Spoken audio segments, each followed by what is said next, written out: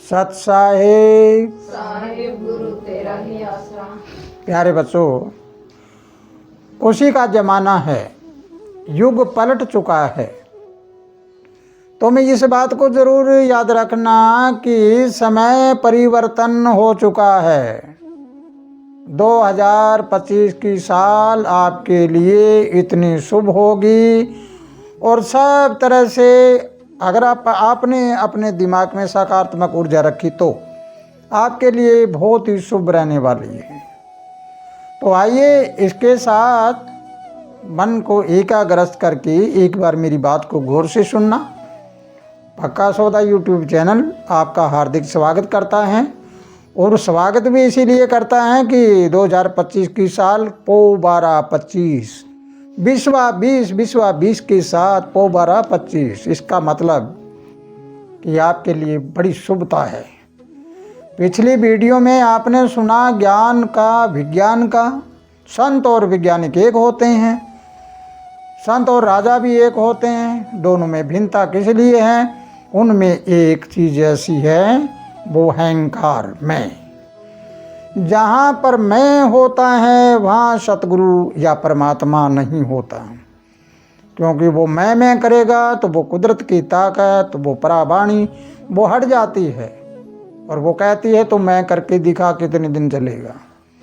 और जहाँ मैं नहीं होता वहाँ वो कुदरत अपने आप सारी बातें बता देती है। यानी नए इतिहास कैसे लिखे गए? किसी ने पहली बार इतिहास कैसे लिखे? कोई इंसान की ताकत नहीं होती कि वो कोई इतिहास लिखते। उनमें कोई आकर्षण होता है, उनमें कोई पावर होती है, उनमें कोई ताकत होती है, कोई शक्ति होती है जो अपने आप लिखाती है।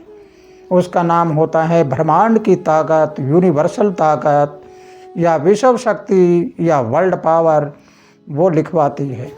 तो आइए ज़रा हम इस अध्ययन की ओर चलें कि हमारे देश में जो अंधविश्वास है, इस अंधविश्वास को समाप्त करने के लिए हमें अपनी सोच कैसे बनानी चाहिए।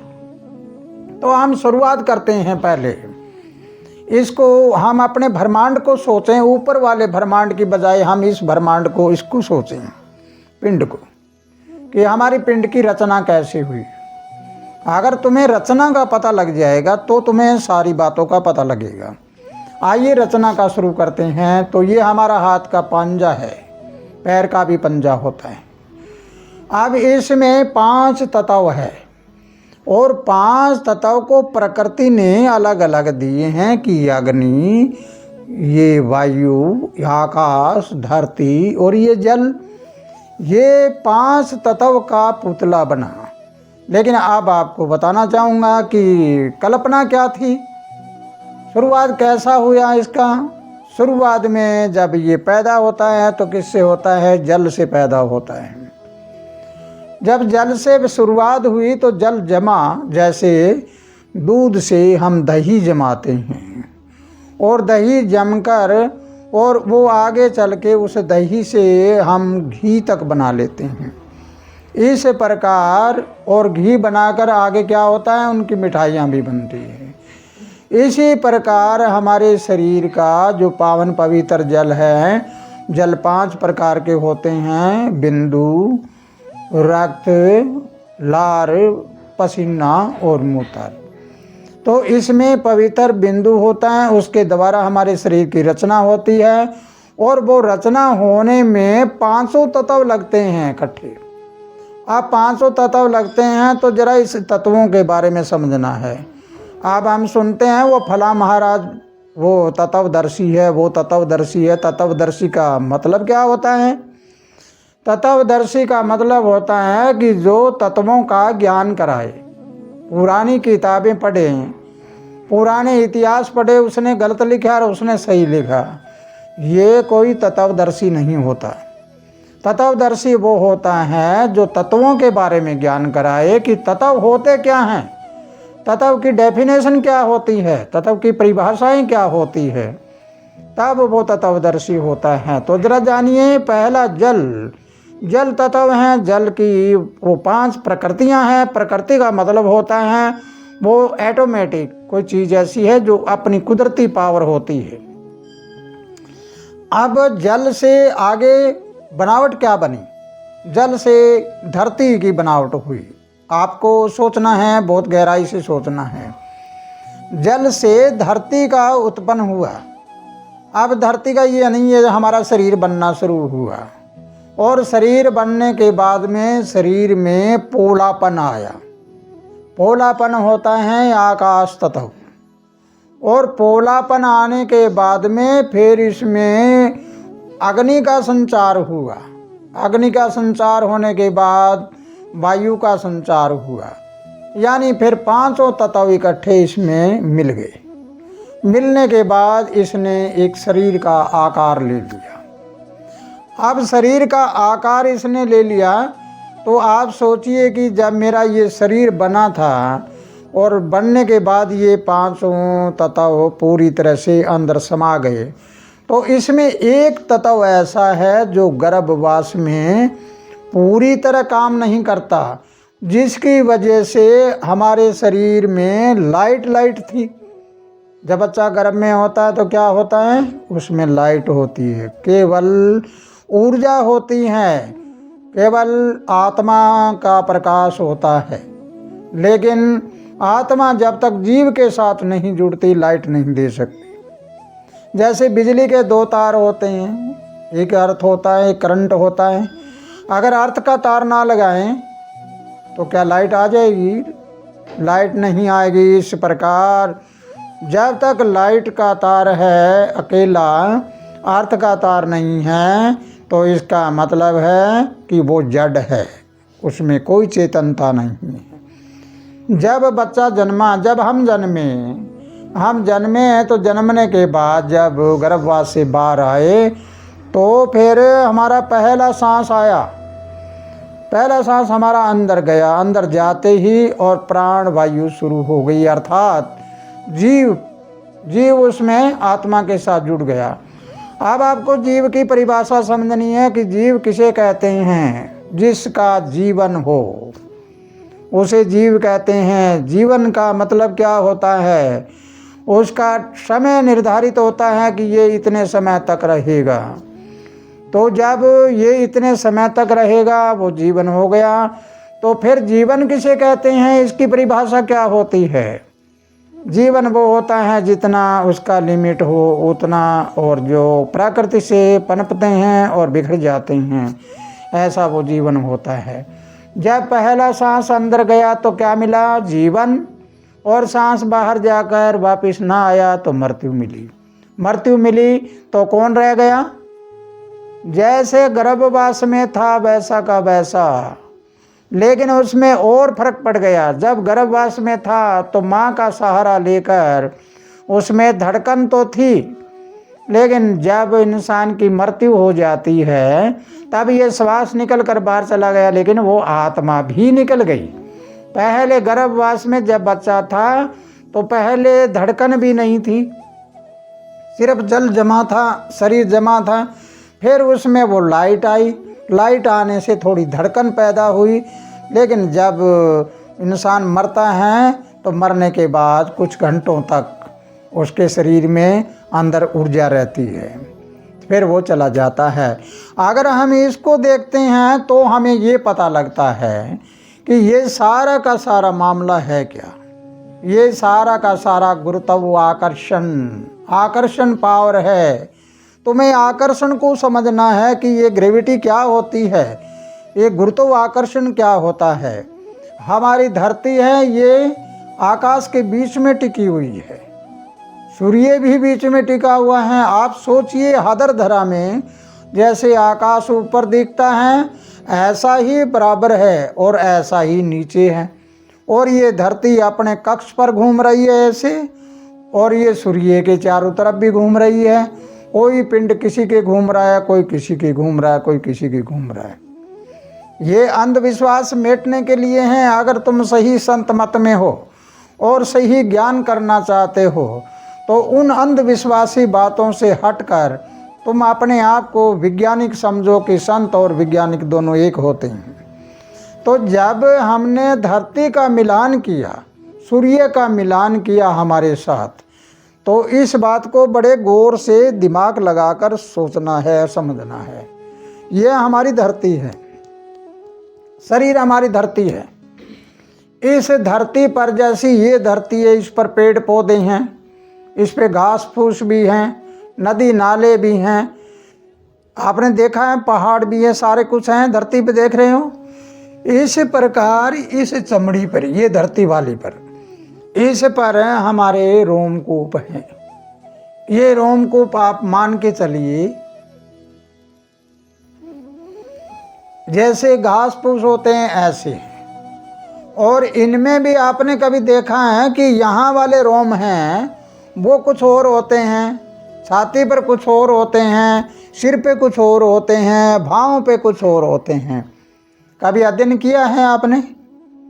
जैसे धरती पर घास फूस होते हैं, छोटे छोटे पेड़ होते हैं, बड़े पेड़ भी होते हैं, इस प्रकार यहाँ वाले ये रोम, यहाँ वाले रोम, ये कानों वाले रोम, ये सब जगह रोम अलग अलग होते हैं। तो ये हमारी है धरती।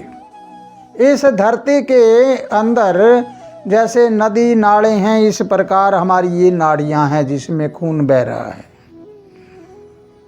इस तरह अगर हम इस बात को पूरी तरह समझें तो ये हमारी धरती, ये किसके चारों तरफ घूम रही है? ये धरती किसके चारों तरफ घूम रही है? आकाश वाले सूर्य के।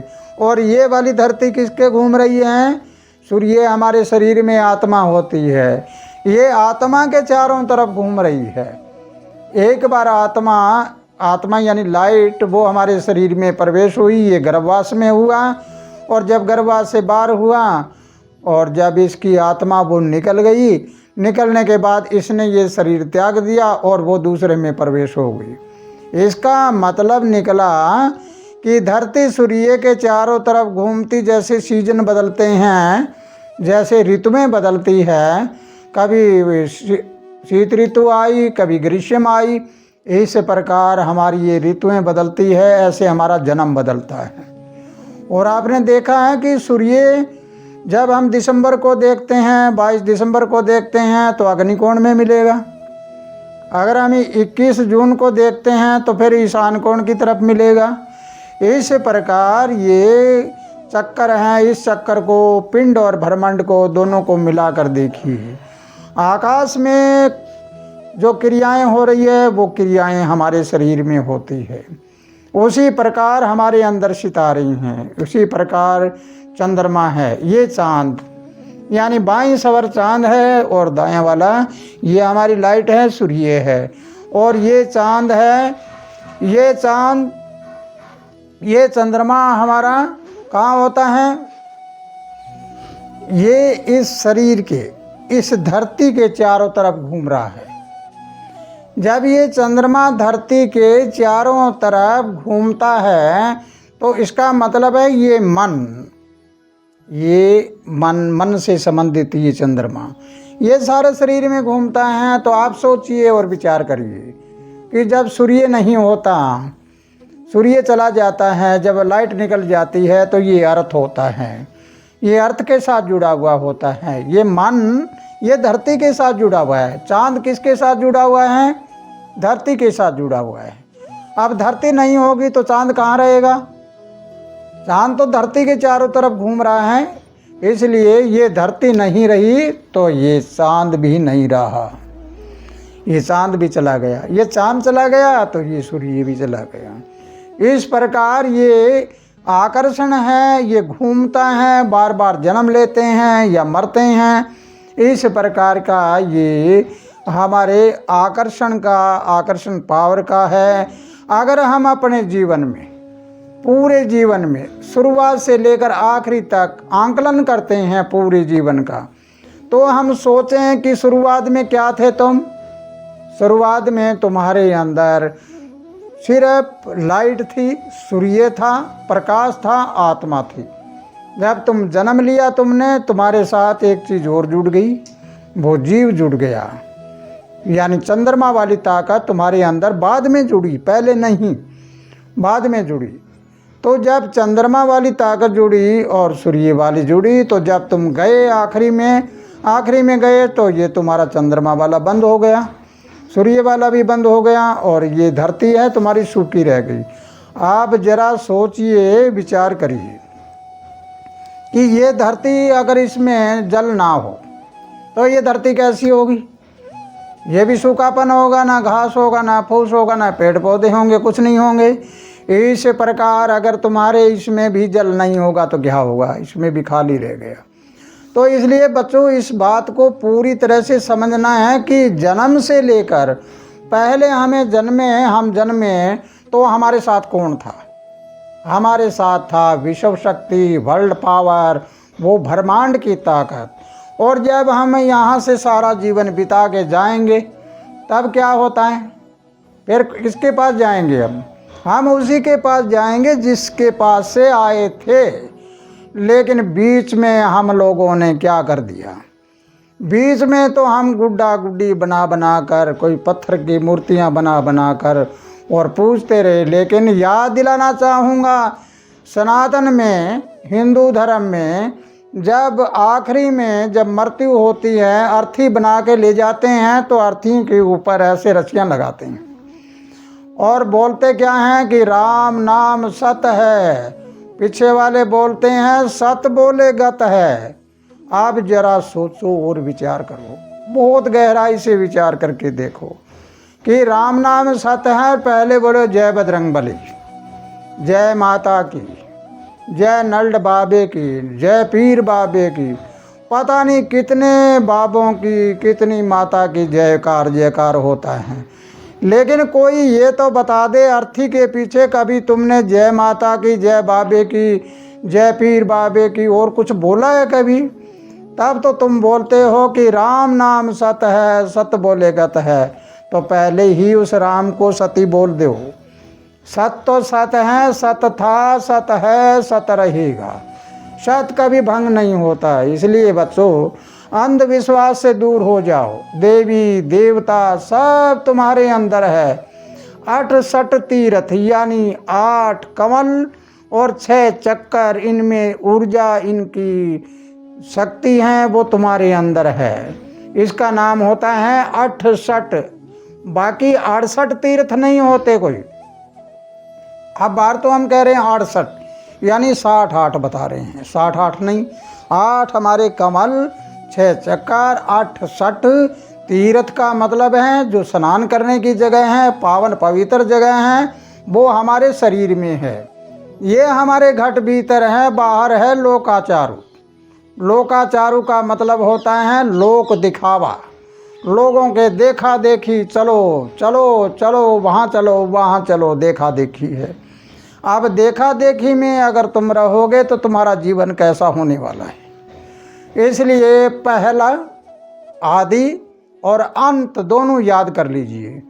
और आदि और अंत के बीच में तुम अपने जीवन को ऐसा मजबूत बना लो ताकि तुम्हें अपने जीवन का पता लग जाए कि मैं हूँ कौन, कहाँ से आया, कहाँ मुझे जाना है, मेरा असली ठिकाना कहाँ पर है। अगर ऐसी बातें आपको समझ आ जाती है तो तुम तत्वदर्शी हो, तो तुम्हें तत्वों का पता लगेगा कि तत्व होते क्या है।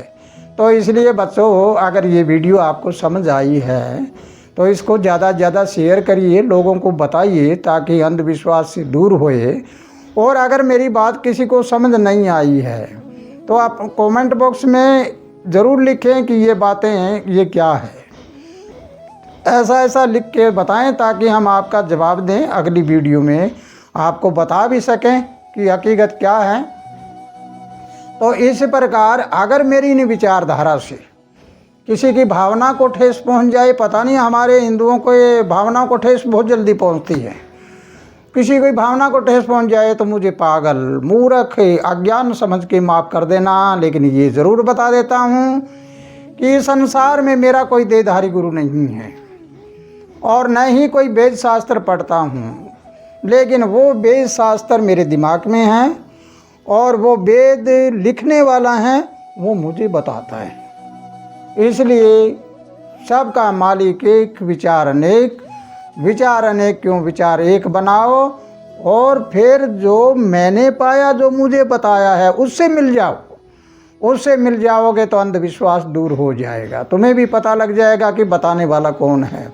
तुम्हें ये पता ना लग जाएगा कि ये चलाने वाला कौन है इस ढांचे को। तो इसी के साथ प्यारे बच्चों, खुशहाल रहो, आनंद करते रहो और अपने जीवन की संभाल करो। तुम बदलो, सब कुछ बदल जाएगा। तुम ना बदले तो कोई नहीं बदलेगा। सत साहिब।